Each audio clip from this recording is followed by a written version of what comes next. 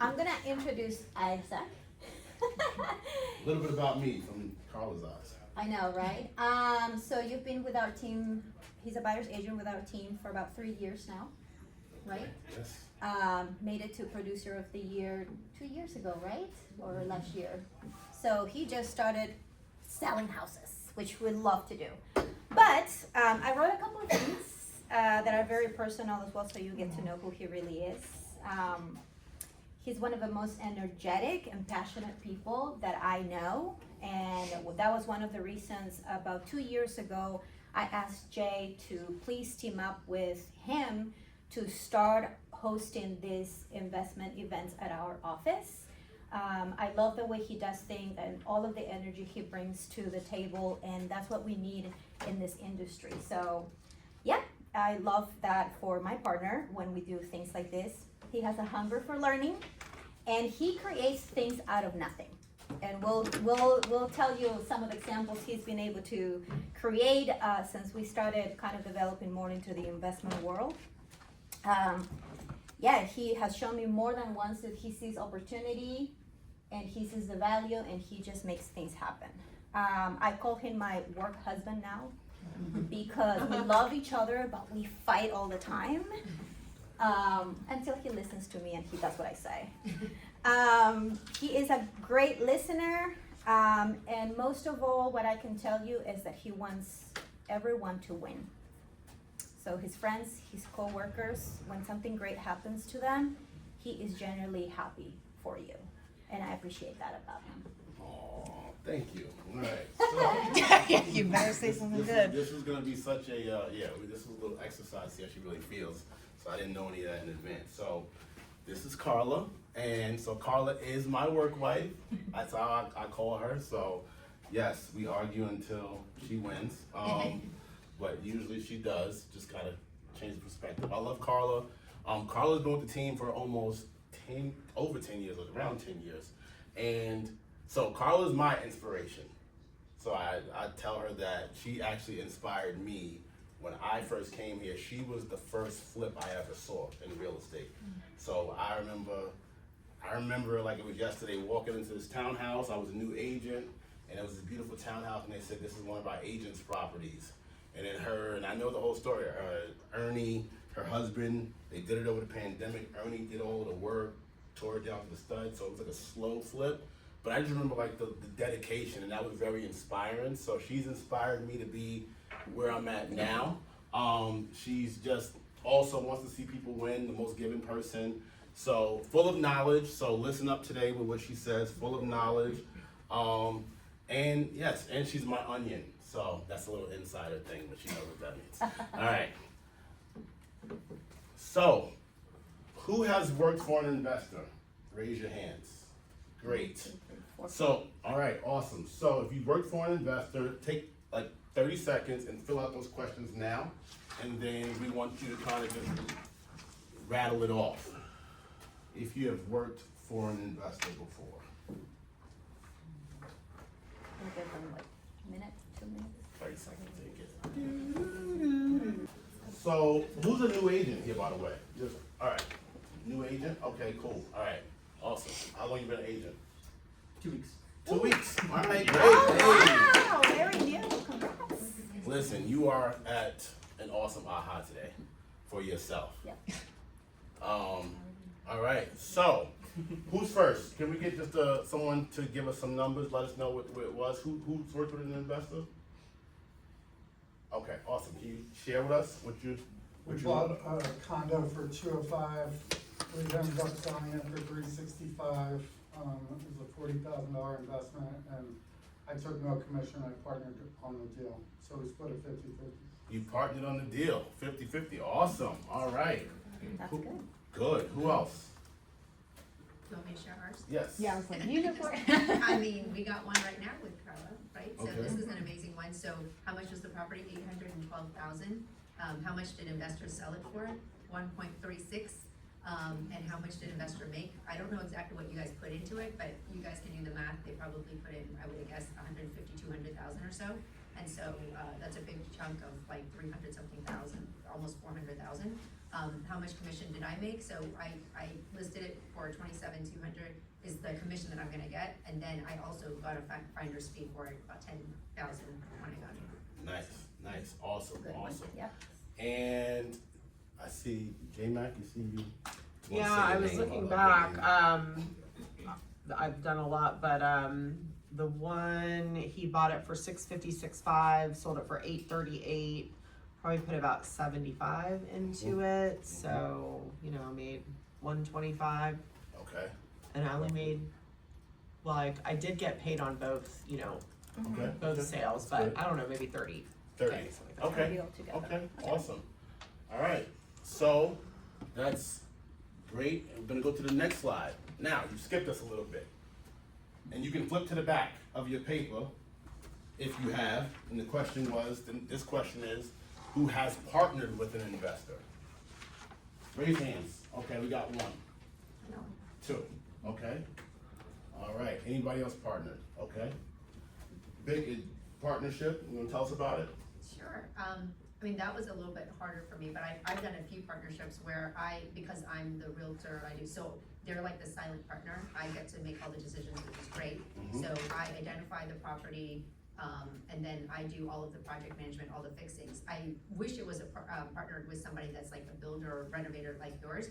Mine was, I found the property, but then I also had to find the people to do all the work Mhm. and manage all of that. And then, some we rented, and then some we flipped. Okay, So- how long ago was that? Gosh, I have some existing right now, but we decided to rent it because we knew the market was gonna continue to go up, so I have existing ones that I'm still partnered with them, in South Arlington, but the last one we sold, was in 2020. Okay. Was the last one we sold, Okay. with a partner. Awesome, awesome.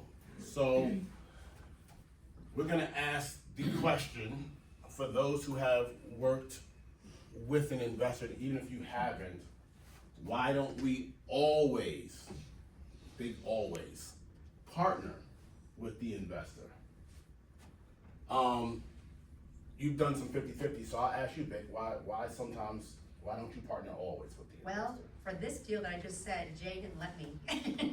I wanted to. I was like, let's partner. He goes, no, in order for us to do this and do it fast, he already had you in mind and had something going on. And it was a deal that I was going to lose anyway. So I'm like, because I couldn't turn it around. Because it actually was a deal that I wanted to do, but because of the cash and where I had some of the money, I needed another month, but the people needed the money right away. And so they were gonna sell to a wholesaler for much cheaper. So I said, well, before you do that, let me identify, I have other investors that would be interested. So I talked to Jay, and Jay said, well, if we do this, we really want it, but here's the deal. You can be the listing agent. So we worked out a deal. So that's why I got the listing, I got, and we worked that out. So I was like, it's a win-win for everybody. That's But right. ideally, I would have wanted to be the partner. So they were gonna sell it to the wholesaler for much cheaper, how much do you know? It was gonna be $750 when I identified it. So I was like, whoa, I can get you more, and they were like, ready to sign. I'm like, wait, we could get you more, cause I was thinking it was me at first, and then I was Right. like, I can't pull it together, and they wanted cash or something to close really fast, so I was like, I can't do it that fast, but let me find someone else, and so, yeah. Got it. Well, I love the mindset though. I love the mindset. So, this is Carla today. This is Carla 10 years ago. I know she looks the same, but it is 10 years ago. I know. No one's gonna believe that. So, Carla, what would you say to yourself 10 years ago? So we're switching this gears because, we have people just starting and they don't know how to go about partnerships. But me, 10 years ago, I was just focused on selling houses. That's all I wanted to do. All the awards, by the way. All the awards, all the certifications, all of the good stuff and recognitions. I was also saving a lot of money in order to do other things back then. So what I would tell her is continue to do this. Continue to just think outside the box. Continue to being in the room with other people that have done more than you so you can learn from them. I would tell her to buy another house. Like seriously, I waited too long to buy our second home. I could have done it much earlier because I didn't have really the mindset of buy it, hold it, go move on to the next one. We talk about it all the time, we see it all the time, but we just don't do it. And even until today, I have people that have been in the business for a very long time, and it's just so hard for them to actually pull the trigger. Having the opportunity to walk in a house every single day, being able to bring this up to other people that have done it, it should be so much easier that you can move up faster. So I will tell her to just make some move much earlier, don't wait too long.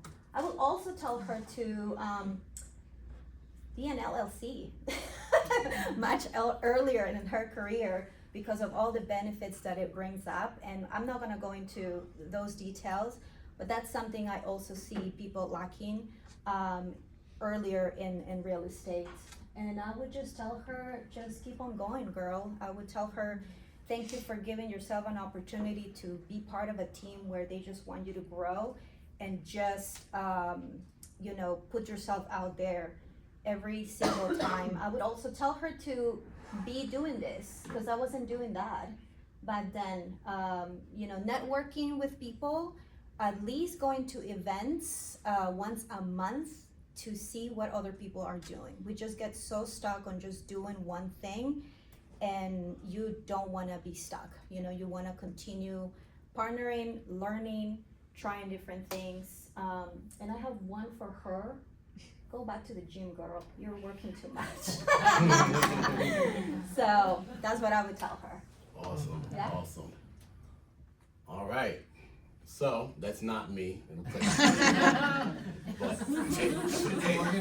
I know. I would say it looks like Nelson Mandela a little bit, but that's what AI came up with. And Carla texted me yesterday with a screenshot, like, what? I was like, stop it.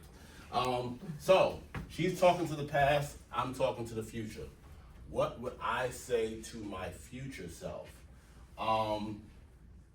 That hopefully that we did well. That's the first thing. Second thing is, to my future self, I would say I am my retirement. So if I don't do what I need to do, then retirement's gonna look different. And that I have to prepare for that. And that I did prepare for that. The other thing is that we learned from Carla quick. I would say that. Like I said, I've been here a few years. We started Grid. Carla was my inspiration. Like I said, her first flip was the first flip I saw, and I wanted to do it. And right now I'm flipping, which is active. But for my future self, hey, we have like 20, 25 buy and holds, properties that have done well, and we can leave some to the kids, we can liquidate some when we need them, and we have some that's cash flowing. That's what I would say to my future self. I think you can do it. Thank you, Yes. thank you. I think we Awesome. all can do That's it. right. Yes, That's and right. so how do you win? So how do you win? Just very simple. You put your money to work and you get passive income. I can tell you, I bought my first home when I was 23 years old, and that to me was more than just a house. It was how I saw myself making something happen for me in the future. So 10 years later, I was able to, make money, pay down my equity, and just save. During that time, I was also very frugal, and I was also, saving money to make some move and buy the ugly houses, Right now, we have the cash flow, we have 2 rentals, and our goal in my family and for me is to potentially buy another one. And so in a few years, like maybe 5 to 7 years, I could just retire and live off of my cash flow and my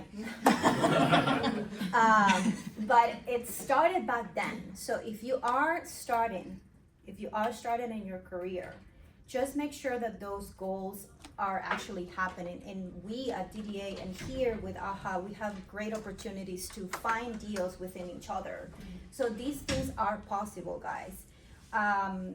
That's basically what I want for my life, for my family. and for everyone here today to not only focus too much on like selling, and not doing anything for you. You know what I mean? Like, it's just fair to think about this way. So passive income, you can find it many different ways, but for me, it was basically just hold on to some homes, investing here and there, and then hopefully having, you know, like a couple $1,000s coming in. You know, that's how basically we pay for my daughter's college. She's graduating in a couple of months.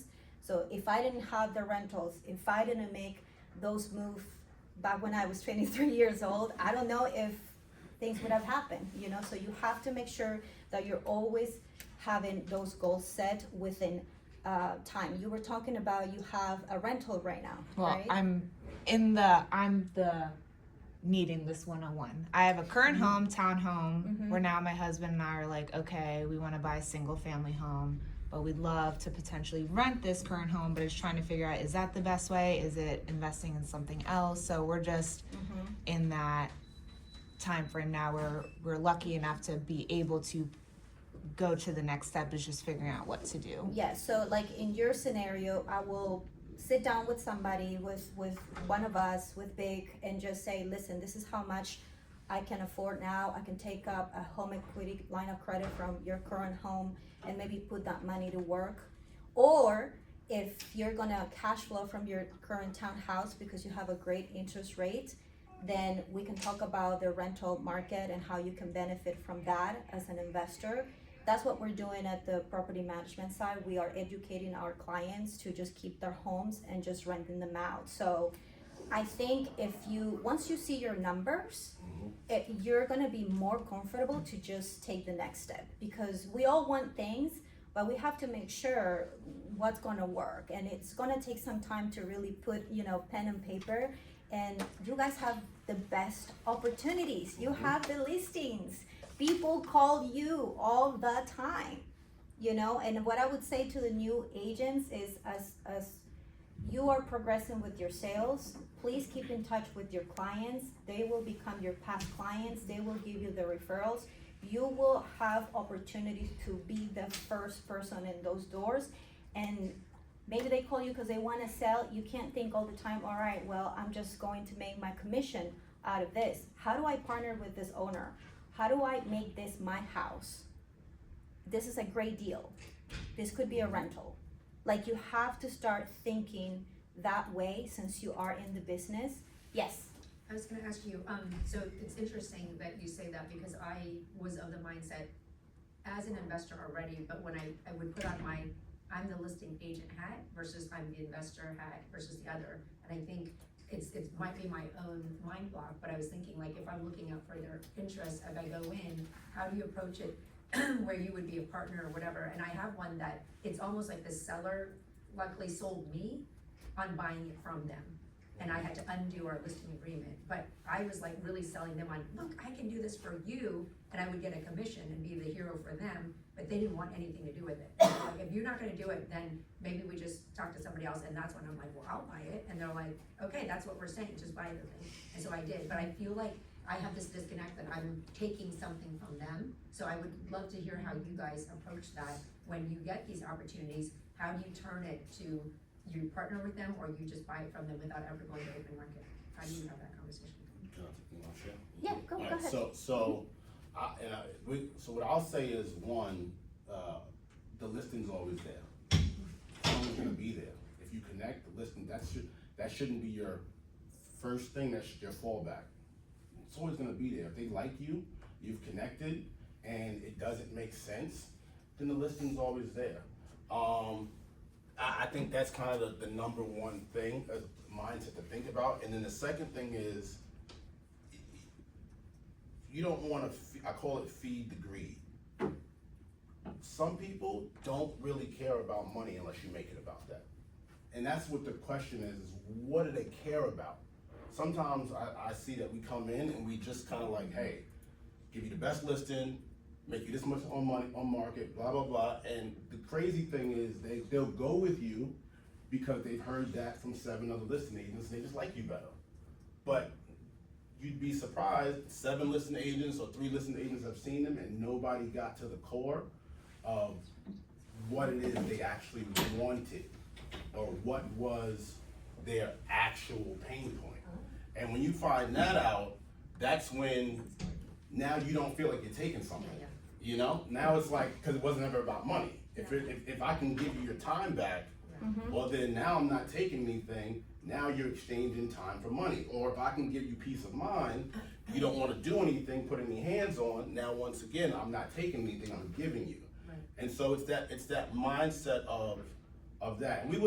And we'll kind of go into a little bit more about things that But you just to say. give you another example that actually this recently happened, I explained that same scenario to an agent. No, she's a loan officer actually that I was talking to her about, and she's like, this was a wholesale deal, and she's like, no, I'm feeling like they don't know, and I'm making money off of the deal. And I said, well, it really depends how you present yourself. This particular seller, he wanted out. He's like, how do you make my life easier? Please tell me. I just need to pack and go. He had circumstances in his life. And then we sat down and we thought, Saturday morning, this is what we can offer, counter a little bit, put it in writing. And we said, listen, this is our business. We need to make money too. So this is what's gonna happen. We're gonna bring some other investors, we're gonna do this and that, but we are going to close on this date, period. He So you signed. give them their options, like when you go in. Absolutely. So Jay, do you guys do that for every listing? You give people an option, like option A, you can just sell it outright to us and or you can list with us. It depends on how they contacted us originally about it, because we do have some people contact us about buying their home. Okay. And then some of them, it is purely a listing appointment. We're doing one right now in Falls Church that they contacted me, they wanted me to sell it. We were close. They were also contacting some investors to buy the home. So I gave them the option of I can list it for this, or I can buy it for this. They ended up listing it with their friend, previous agent who listed it for rent. They got it under contract, fell apart because it needs a bunch of stuff. And we re-engaged and said, I can do this price, and then they sold it. And for them, they could have sold it more, and I gave them the option of. They sold it to you? Yeah, Oh. and I gave them the option of me spending 40,000 of our own money to get them a higher price, to get them a net of 80,000 more. They didn't wanna do it. They just said, buy it, I'm done in 10 days. So in that Do case, you was charge it, interest on that? Sorry. No, not for 6 months. and the other agent was then lost the listing and then it became yours, so they didn't have to pay that agent? Yeah. Yeah, so you have to align with what the owners want, for sure. You don't dismiss, like their needs and their wants. So in this situation that I was part of, we explained how it was gonna work and he was totally fine. He just needed out in 30 days and he wanted to work with somebody they trusted and help them out. This was a wholesale deal for you? Uh-huh. And I will give one more tip and then we will go here, but the other tip is, instead of seeing what they love, see what they hate less. It's a good way to approach it. So I have a guy right now in Springfield with a 1 acre lot. He's also an investor, but he's the homeowner seller. And he had it rented for 11 years, all the things. I asked him a series of questions, but it was, what do you hate least? I'm not trying to push it on him. You know why? Because what I've found is that most people already have it made up in their mind what they want to do. You just have to get them there. So it was, hey, do you want to rent it? These are the things that can happen. Do you want to sell it in its as-is condition? Do you want to fix it up and sell it? Do you want to tear it down and build?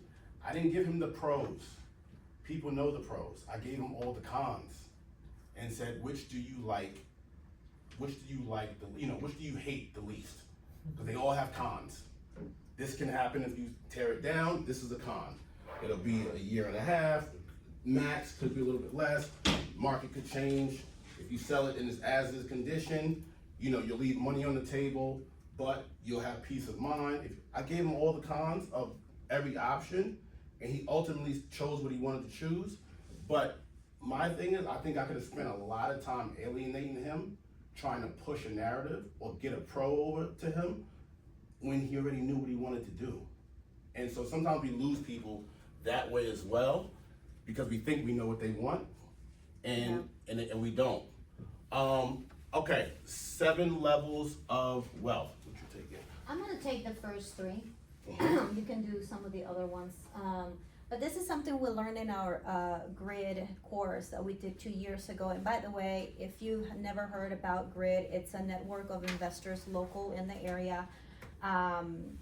We used to host them here, but they're still around, and that's how we learn a lot of different things and how to apply them. But I love this pyramid because this is basically where we all start in our careers in real estate.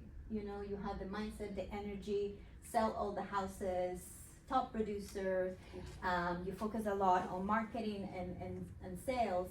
And some of us really don't take it as a business, and we should. You know, I could tell you I started like nurturing some of my past clients very late in my career, and so that's something I regret. So if there's new agents here, please start very early and use all of the tools that you are given from your team, from your leaders, because that's how you get referrals. So, and then later on, that's how you're gonna get more clients. So you have to treat it as a business. How am I gonna make more money out of this client with referral sources and future listings and buyers and all of that? This probably took me about, I would say like the first 5 years in my career, just like really going hard and selling all the houses there is. I started just pausing a little bit more after that, and just really focusing and trying to find deals. I had done it previously to DDA, but it was just not a greatest experience for me, so I was shy, but I decided to just do it after again and again, and I did like 1 or 2 a year, flips, with my husband now. And so that was our way of, you know, supplementing some more income for us, you know, and we'll find deals or we'll just lowball everybody and then make it happen. So that's how we got some of the stuff. Okay, and then so the next one is gonna be leadership, and we actually put downline on there because obviously that's something that you can do through EXP, is offer people, you know, to come in on your downline and make some passive income there, which is obviously great. But once again, what are you gonna do to set yourself apart, right? Agent investments are a real big way to set yourself apart and really, you know, grow your team, or grow your downline. And then the level 6 is expansion, which is, I would say where I'm at right now, I guess, is expansion. When you find something you love, a niche, you want to expand upon it to give yourself another steady stream of income. And then level 7 is impact. And I'll let you talk about impact since you've impacted me so well. So, you know, I have to give this to my team leadership. You know, when they decided to really include other agents that have been in their company to do other things. And then for me it was great at the time, and now partnering up and like being exposed to all of this. The way you create impact is by giving the opportunity, and also I feel that every time I can have a conversation with one of my teammates, my friends, you guys, about how do we make more happen for us, I'm creating impact in my conversations of how I started, you know, when I was young and I didn't know anything. And if I see new agents, 2 weeks as an agent, or 3 years or 1 year, I'm gonna tell them. I'm gonna come and say, listen, this is all I wish I knew when I started. And it makes me feel really proud, and that's how you create impact within yourself, your community, and your team. Absolutely. Okay, so what's stopping you? Let's bust some common myths on what is stopping you. 1, it takes money to make money. Truth is, you don't need money, you need knowledge. Everyone starts at 0. And your knowledge is valuable. So, you know, a lot of investors don't have the MLS. You pay for that. That's knowledge beyond what they have. You know, finding a deal, operating it. Money is everywhere. You can find money everywhere and anywhere. The deal is the thing that's hard to get. And so you don't really need it. I met my business partner at a grid 2 years ago, and we have the same running agreement. He actually brings all the money. He's a blessing, by the way. This is not everybody, but regardless, he brings all the money to the table, and we split it 50-50. So we did 3 flips last year, and we're doing one right now and looking for some more. But it's everywhere. He's not the only one. Isaac leveraged his knowledge. He didn't need the 50%. He used what he knew, and he had the deals. He's the one that found them. So when you get people to kind of partner up with you like that, there is a clear understanding, and they're all winning right now. He was able to do this in the first 3 years of his career. So be in the places where you get to meet people and partner up with them. That's what I was telling myself 10 years ago. So I wanna make sure that you know that you don't need the money, cause like we get all scared, oh my gosh, I don't have the 30 grand, the 50 grand, the 100 grand, but you have to leverage what you have. If you have something in your team that is a great deal that somebody can make money, well, talk to your investor partner and say, listen, I don't just want my commission, I want something else. How can we partner up? Because you're making them more rich. But guess what? You have the deal. Yes, you have the deal. You have the deal. Without you and your knowledge and your value and your time and your market amazing knowledge and backup that you have, you're just making your commission and that's it. So find ways where you can leverage that and say, listen, I'm gonna make you money, but this is how it's gonna work out. And so he did that very successfully. Absolutely. We have, yes. I was just gonna say, it's a mindset difference, like when you're working for commission, you're an employee. When you're working as a partner, it's a business. And so you have to, sometimes it makes sense to give the commission back or take less commission in order to become a partner on a deal, right? Correct. That's Absolutely. right. I love that. And for me, with my partner, we met on leads. So that's how we started. I did put a little skin in the game. It was like 5,000 a piece on leads. We got a lead and it was 50-50. So, you know, once again, there's so many different ways to shake it up. There's sometimes it'll be 30, 70, whatever. He had a question, Kevin. Can I say something about knowledge too? Like, especially for the newer agents in here, the seminars that you guys did early on for Grid were like a godsend for my business, simply because I could sit through those and learn. And then when I ran into an investor, I could speak that language. You know, when I was early on in my career and an investor walked through the door, I didn't know anything about how to run the numbers and stuff like that. So it was hard to connect with that person. But after going through a few grids, like I met a few people at open houses and things like that, and we got to talking and you could speak the language, and so you develop those relationships, so. And how many have you now closed with this? Flips. For this person or with this person? See, we met in like April of last year. We've closed 3 with 4 and 5 on the way. Nice. Yeah, that's a good. Now I want you to partner up with him. I know you do. So Hey, come you got in demand. December and tell me another story, You please. got a demand. All right. Myth 2. Oh, I don't know enough. So yeah, I mean, we only know what we know, and for me, I would speak for myself. You know, I would even listen to the wrong people sometimes. You know, thinking that they knew more than and I do, and they've been doing it for 50 years, and I know what I'm doing. I don't know. Well, so it wasn't until I actually, you know, was able to really put time. I decided to invest in myself. You know, I could tell you that over the last couple of years, I've paid for courses just to learn about creative financing, for instance. Something that people say they know, but no one comes to teach you is specifically how that works and what does it really mean. Paperwork wise, am I doing the right thing? So I'm very proud that I did that, and I met wonderful people through that. I'm getting ready to, you know, partner up with some of them, and so, you know, you don't know enough, but I would say a lot of agents don't invest in themselves, and you have to really put some money aside to get some courses, to get some classes, to go to events in which you are gonna take something out of that. There's so many resources, guys, but if you don't make the move, you're just gonna be in the same place. Yes. Mhm. And YouTube is free, and Grid is free. They have their stuff, so you can also learn. And then myth number 3 is, I don't have connections. Well, you do now, right? Like, if you're in this room, you know, Carla's number, my number is always available. You can find us.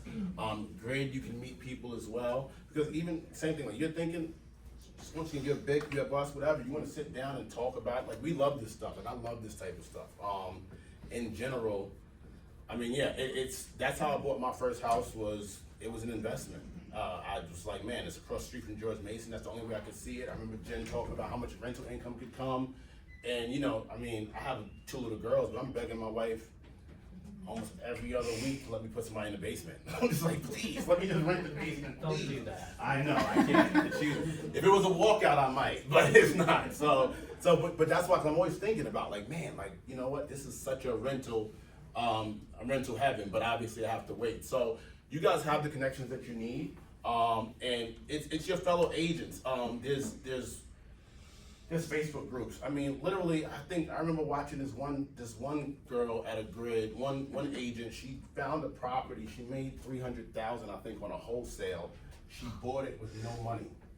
She had no money, and she put it under contract. And Rob was like, "If you have it, get it. We will get the money. If it's a deal, get it. We will get the money." And she got it under contract with no money. Wholesale and made $300,000 because she just. That's not normal, guys. Okay. Not $300,000. That's not normal $300,000. in one. But here is how it actually happened. Her contractor let her know that he was doing some work at this house, and the seller there was so much damage, water damage or something like that, and the seller was thinking about selling it and stuff. And so the contractor is like, "Oh, well, I know my friend, she's a real estate agent, maybe you should talk to her." Then the contractor contacted her, she saw the address, and they had already been talking about numbers, and she literally showed up at the house, I think the same day, to talk to this owner. Long story short, she had no idea what she was doing, None. but she saw the numbers. She saw the numbers, and she was like, I gotta do something here. So she instantly called Rob Chavez, who is the owner of Grid, and basically he walked her through everything, and she ended up making that in, I think 60 days it was, or something like that. So please reach out to, your network. Don't lose that opportunity. If you see the numbers, I mean, Kevin, now you know the numbers in your market, Scott, you know the numbers. If you see a good deal, how can I make this work? Don't just say, okay, well, we're gonna sell it and we're gonna list it and we're gonna do this and that. And she made her full income in 60 days for the entire year. Yeah, So and like Carla said, I like to see people win, so I like to see my fellow agents win. To be honest, like, instead of an investor, like, if I can't do it, I'd rather another agent do it. Like, we all, I know how it goes.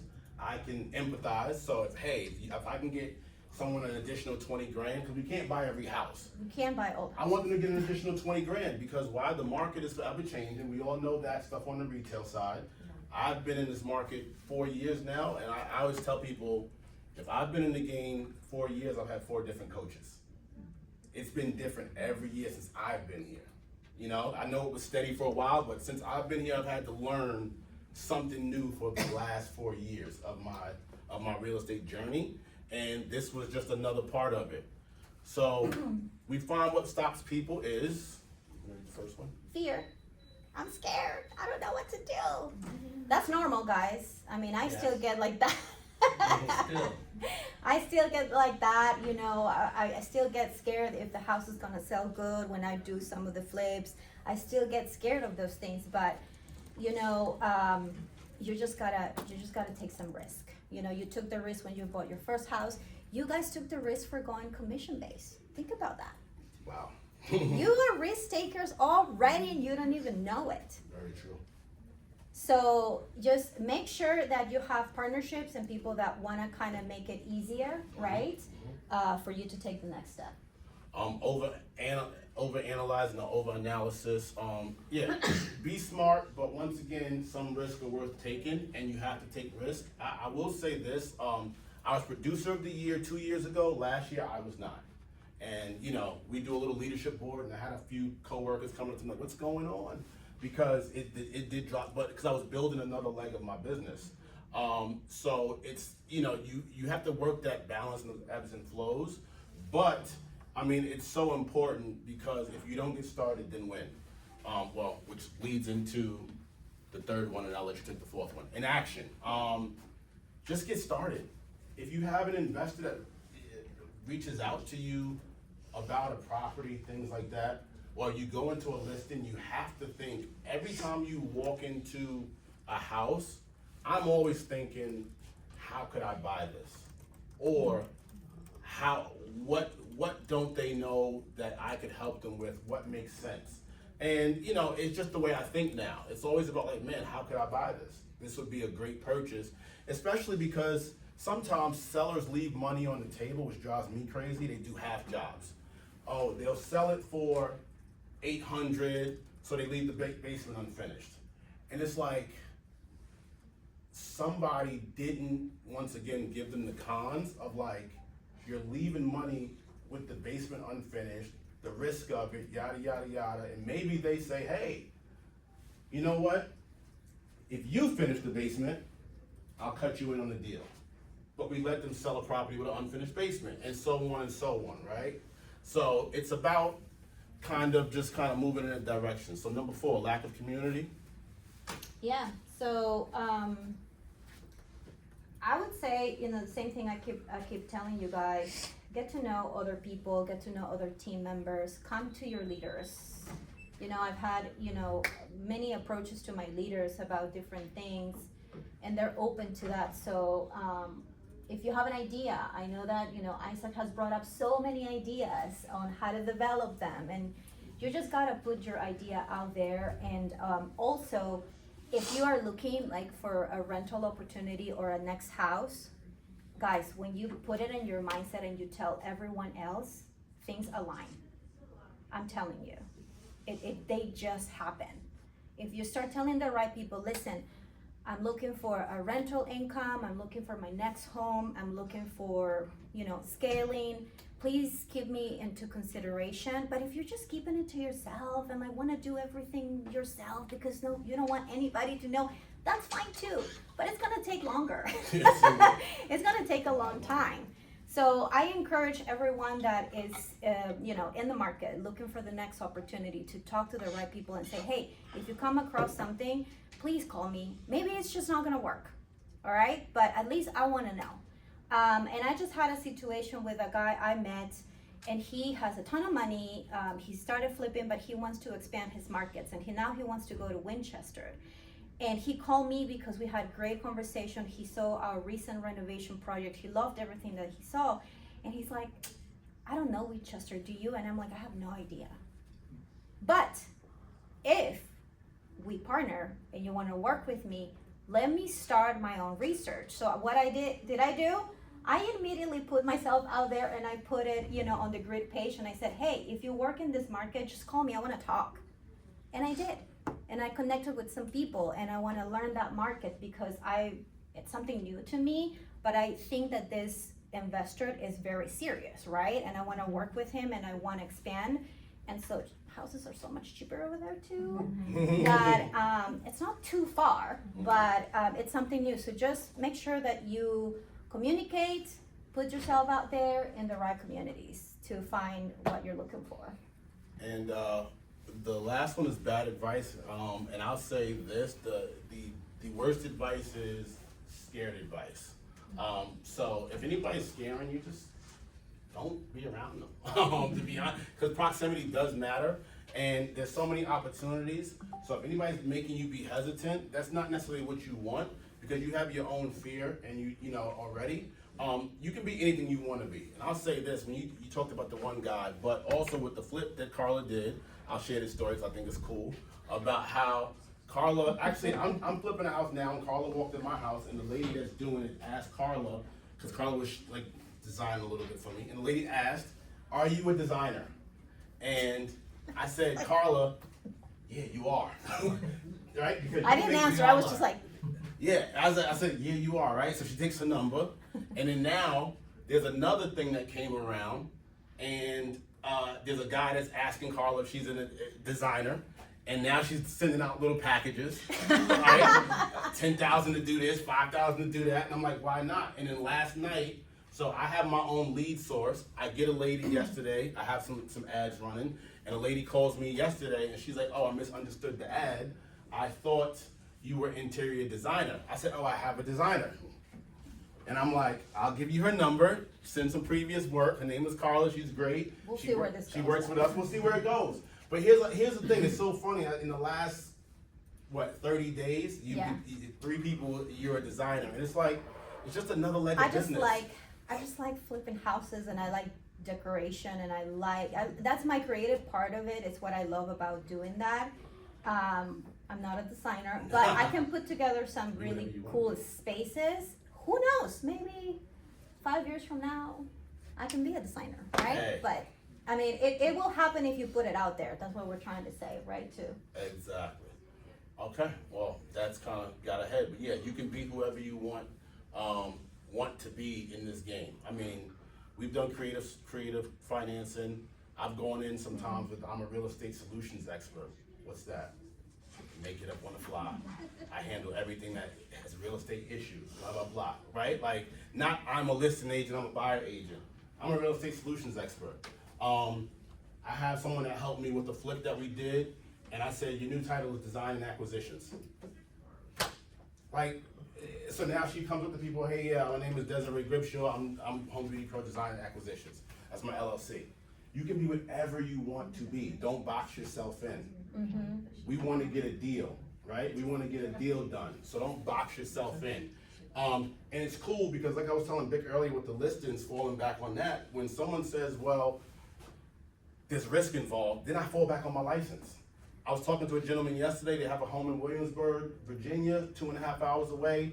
He's been renting it for $2,000. No, not renting. I'm sorry. He's been vacant. He's been paying $2,000 a month. His daughter's a gymnast. $24,000 a year. He hasn't been there in a year. It's vacant. Pretty nice home. I said, hey, I can pick up the keys and go down myself. He's very busy. Or I said, I can give you a low cash offer. I don't want to do that for you. I would rather partner with you and kind of flip it and profit share. And he was like, you know, I'll think about it. I said, look, it's based on your comfort level, but I am a licensed realtor in Virginia, so I'm not going to risk my license. So you have your license to fall back on when people say, well, who are you, and blah, blah, blah. But when we lead that way sometimes, now we're putting ourselves with the other 50,000 agents in Virginia. So sometimes think once again outside the box about who do I want to be in this particular situation. What are the next steps? Exclusive, you want to share what we might do or what we're going to try and do? So we wanted to see if there was an opportunity for some of you to just meet up with us, Isaac and I, and just discuss what is it that I have to say when I walk into these opportunities? How do I have to take a look at these numbers? You know, we're not doing our sessions anymore every month. No. So, but we definitely want to encourage everyone that there is opportunity out there, and we want you to have your investor hat. We want you to build something for yourselves, for your future, so that you can have, you know, wealth in within your industry. So if you guys are interested, next, Follow with Emily. We'll follow with Emily. and we'll kinda follow give- up with Emily. Yeah, and give out some Mhm. time. Because it may be Yeah. a Zoom or whatever, but once again, there's language, there's stuff we haven't shared, just about things you can say, little techniques that you can say to kind of Yeah. get you started in probing. So we wanted to give that opportunity to AHA and the team and all of that stuff, just so we can kind of go more in depth, because we know it's a lot of information and it's a mind shift. You know, there are some people that have never gotten there, that have worked with investors for, how long have you been doing real estate, by the way, sir? Me? 5.5 years. 5.5 years. Okay, awesome. And once again, you partnered, right? Which is like, there's people that have been doing it for years who just, they never thought, oh, I could partner with a client. And you can't make anything happen that's not gonna happen. My last year project, and then we'll wrap it up. My last year project that I did, my best one was innovation. And long story short, I met these people which are friends now, off of Flex. Go figure, right? And I was able to list their home, help them buy a home, and they had an inherited property in a condo that I was able to flip with them in a joint partnership and get a testimonial video. So I got all of this stuff from one transaction, credibility. They've become lifelong friends. We talk all the time. And why? Because the day I met them, they said, I have a condo in the Regency and it's a penthouse suite. And I had actually looked at one that I had wanted like a year before that. And immediately I started telling them the cons, but through the truth. Hey, I love that building. It's nice. 2-level penthouse suite is amazing, but it's an older building, you know, it's $1 million condo, who's gonna buy it, all those things. And we talked about what they wanted to do, right? They didn't need money, they weren't desperate. This was just a partnership. So, you know, it's about getting the myths out of our head about like what's stopping us. But So you wanna also tell them that, just to finish this, it took you how long from meeting these people until you finished the partnership and sold the unit? About? well, I had to find them a house first. That was the first step, and then they wanted to take their time. So it took a little while. It took probably like 6 months to 8 months on this one. Yeah. Because it was different. They weren't selling cash, so we had to kind of go through the motions. They wanted to do a lot of things themselves. So yeah, I think once again, right, guys, sellers know what they want. Everything's not gonna fit, but it's about missing that one opportunity, and you don't want to miss that. So you have to take it every time you can, so you don't miss the one opportunity or the 2 opportunities that you have, because they might not come back again. It's the truth, too. So, I think we're That's good. You it. guys Yes. have That's it. any questions, any direct Yes. questions, examples Thank you that guys you so may much. have for us? I hope the message was heard. Yes. I have no money. How do I start? Yeah, we talked about that. We did. You're late. Yeah. So you have no money. How do we start? If you I have have no it, experience. I wanna do this. I wanna try this out. all right. Well, come and talk to us. But one thing that you definitely need to do is to put some time into learning how to look at the numbers first. Learning is free. Learning is free, right? So focus on one market. Where do you live, Jim? Fairfax. All right. Let's start talking about what sells in Fairfax. What are the neighborhoods? You know, once you see an opportunity, you'll be able to say, listen, Carla, I found this, okay? 123 Main Street. Do you think this is a deal I saw on Zillow or here and there that this is, you know, less than what others are selling for? What do you think? Bring me your, you know, street or your house. We can analyze it together, and then we can work together. And then I can pay you a finder's fee, if that's a good deal. Do you want to make $10,000? Then let's start working for free. I'll tell you what I need. If you find it, I'll write you a check. And I'll say this: we all have experience here, right? You're all agents, so I think that's the difference that we have, right? We're on the front line. You have experience. You're doing this. You're watching the MLS. You're seeing something that's been on the market for 45 days. You're seeing this stuff. That's free. You do it anyway, right? Like, that's the thing. You are in real estate all day long. You have to just think of it as an investor. You have to think of it that way, that I want to buy another house. I want to buy another asset. I want to get something under contract for myself. Okay, so I'm gonna take a different route. So I'm technically not an agent, so I don't have like that knowledge piece, but I potentially have money. Not that much money, I love but it. like it's, you know. I like to hear that. Vic, I like to hear that. I like to hear that. Like Vic. I would say like Makes me a happy. just starting out person money, not like I've been doing it. So like in that situation, like where like kind of like what Jen. Okay, I'm talking to Vic already. but like where would you start? Like how like what would the minimum amount of money be to like come up to someone and like try and partner with them? And I guess there is no minimum, but like I think it would depend on the deal. That's it. Yeah, it will depend on the deal. We just had conversations with somebody that only had $50,000 to invest because she had other things going on, but we were willing to make it work with that. So it was like a 3 people partnership, but she was involved because she had the contractor knowledge. Like she brought a contractor.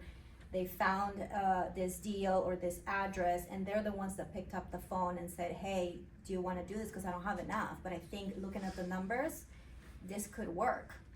So unfortunately, in that particular scenario, we were hours late. Like somebody had been there that morning. We got there 2 hours later just to look at it.